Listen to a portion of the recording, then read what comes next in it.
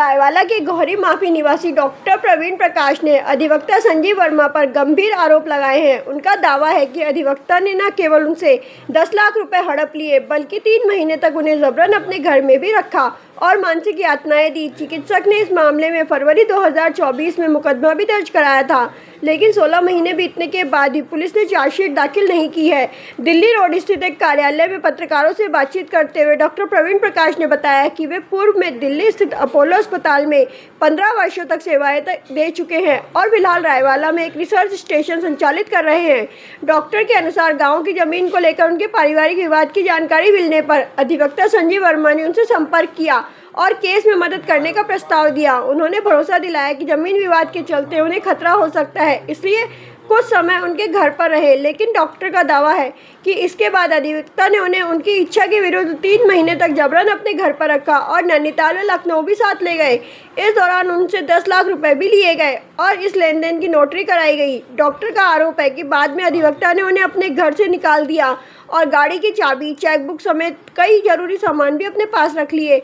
अपना research station है, मैं मेडिकल साइंटिस्ट हूँ। पिछले 15 सालों से मैं रायवाला गौरी माफी में रिसर्च स्टेशन में अपना मेडिकल साइंटिस्ट की तरह रिसर्च कर रहा हूँ। मेरी संजीव वर्मा मुझे बहला फुसला के मेरे से 10 लाख रुपए ठगा और उसके बाद उसने मेरा सामान रख लिया है ट्रस्ट डीड का। उसने मुझे पैसे नहीं दिए, मेरे ट्रस्ट डीड का कागज़ नहीं दिया है। कुछ सामान उसने दे दिया है मेरे कपड़ों पे, ATM, उसने मेरा मोबाइल भी रख लिया था। तो पुलिस के कहने पे फिर सुपुर्दगी में दी गई है वो चीज़ें और पिछले 16 महीनों से मेरा चार्जशीट नहीं गया है। तो मेरा अनुरोध है, मैं निवेदन प्रशासन से करता हूँ, आप लोगों से अनुरोध करता हूँ कि मैं 74 साल का वरिष्ठ नागरिक हूँ, तो चार्जशीट जाए, मेरे पैसे 10 लाख का जो उन्होंने बनाया है वो 10 लाख मुझे दें और मैं इस उम्र में कहाँ से पैसे लाऊँगा। एक ज़मीन का विवाद था प्रधान को लेके, तो फिर मैंने उस ज़मीन के लिए बताई इनको, तो उन्होंने गौरी माफी रायवाला देहरादून डिस्ट्रिक्ट में है, तो उन्होंने कहा मैं आऊँगा और आपका समस्या समाधान कराऊँगा। और वो षड्यंत्र के तहत वो आए, फिर मुझे कहे नहीं अब यहाँ रहना आपका ठीक नहीं है क्योंकि ये गांव वाले आपको मार डालेंगे, आप अकेले हो, आप अविवाहित हो, आपके बीवी बच्चे नहीं हैं, तो आप मेरे साथ चलो, मैं आपको डैडी की तरह अपने यहाँ रखूँगा और आपको कोई दिक्कत नहीं होने दूँगा। लेकिन उन्होंने तो मुझे बहुत कलेश दे दी पिछले 16 महीनों में। उन्होंने जो बनाया 10 लाख देने का, वो 10 लाख भी नहीं दिया मुझे, मेरे ट्रस्ट डीड का कागज़ भी नहीं दिया। मैं 3 महीने उनके साथ रहा। इस बीच वो मुझे नैनीताल ले गए 15 दिनों के लिए, क्रिकेट का टूर्नामेंट, 3-4 दिनों के लिए लखनऊ मायावती जी के यहाँ ले गए। तो इधर उधर घुमाते थे, इनका कोई समझ नहीं आता था कि क्या ये ट्रीटमेंट करवाने के लिए लाए हैं, मेरा किस लिए लाए हैं। तो मैंने उनको कहा कि ये मेरा काम नहीं है, मुझे अपनी इम्पॉर्टेंट रिसर्च को करना है और उसको करने में आप बाधा ना दें, लेकिन ये मुझे जाने नहीं देते थे। जो मुकदमा दर्ज किया गया है इंडियन पेनल कोड के धाराओं में किया गया है 120B, 347, 370, 386, 420, 504 और 506। मुकदमा दर्ज हुआ है 24 फरवरी 2024 को। 16 महीने सर हो गए करीब। 10 लाख मैंने 2 लाख रुपए तो मैंने चेक से दिए थे SBI से, फिर 2 लाख मैंने इनकी दवाइयों के लिए दिए, फिर मेरे से 5 लाख इन्होंने कैश से लिए थे जब ये लखनऊ जा रहे थे। तो इस तरह से, और इन्होंने लिख के दिया भी है कि मैं देनदार हूँ 10 लाख का। क्या चाहते हो? मैं तो आप लोगों से और प्रशासन से ही गुहार करता हूँ, हाथ जोड़ कर प्रार्थना करता हूँ कि वो, मैं इस उम्र में अब कहाँ से पैसे लाऊँ सर।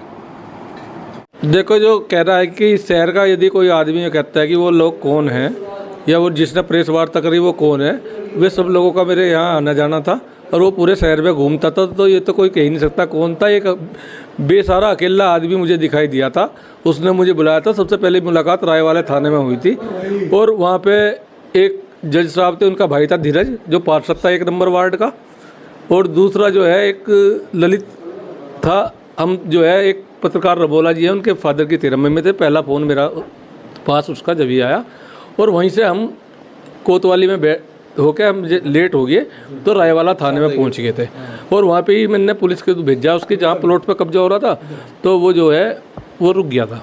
अगर जो बंधक बनाया तो वो पूरे शहर में घूम रहा, कपड़े अपनी तारीखों पे अटेंड कर रहा, ऋषिकेश अटेंड कर रहा, देहरादून गया। ये बात ठीक है कि मैंने व्यवस्था जरूर करवाई उसकी गाड़ी की, एक मजबूर आदमी था तो मैंने उसकी व्यवस्था कराई, गाड़ी भेज दी, किसी ड्राइवर को भेज दिया। लेकिन उसके साइन भी हैं उन तारीखों पर और वो गया भी है और उसकी एक FIR भी रायवाला थाने में लिखी गई। शपथ पत्र जो है वो मेरे ख्याल में वो कप्तान साहब के भी 3-4 बार मेरे साथ गया, सकलानी के यहाँ भी कोतवाली में भी गया, जहाँ मैं जाता था वो मेरे साथ चलता था अकेला। तो वो मेरे साथ जाता था तो सकलानी जी ने कह दिया मेरी भी तबीयत ख़राब है, तो उनसे कहा 1 करोड़ रुपये लेता हूँ, मैं पहले एग्रीमेंट लिखाता हूँ। तो मेरी आँख के लिए उसने कहा था। मेरी मुलाकात तो मेरे पे फ़ोन आया, इसने एक फर्जी केस मुजफ्फरनगर में एक महिला की तरफ से उसके हस्बैंड पे लगा रखा, बेंगलोर की, जिसने 420 की रायवाला में पहले ऋषिकेश में FIR करी थी। तो एक फर्जी कंप्लेंट केस डलवा रखा है वहाँ पे उन्हें मानहानि का मुकदमा करने के लिए और उन्हें परेशान करने के लिए या वो केस वापस लेने के लिए। नहीं, ये तो हाई कोर्ट चला गया था। मैंने आज तक हाई कोर्ट भी कोई वकील खड़ा नहीं करा। जो भी मेरी बेइज्जती जितनी, एक हमारे वकील साहब हैं जो सबसे पहले वकील साहब के पास गया था वो गुप्ता जी थे, तो उनके यहाँ तो मुझे पता लगा भी 1-1.5 महीने पहले वो पुलिस लेके पहुँच गया था कि मेरे पैसे ले लिए। वो दिल्ली रोड पे रहते हैं गुप्ता जी, यहीं कोर्ट में बैठते हैं। मैं कुछ नहीं कहना चाहता, कोर्ट में चल रहा, हाई कोर्ट में, और हर आईओ को अभी भी मुझे पता लगा है कि काउंटर मांग रखा है इनसे, कोई जवाब इसमें कोई वो नहीं है। मैं उसकी जिम्मेदारी खुद की है, लेकिन वो मैं जब स्टेप उठाऊंगा जब कोर्ट से डिसीजन होगा।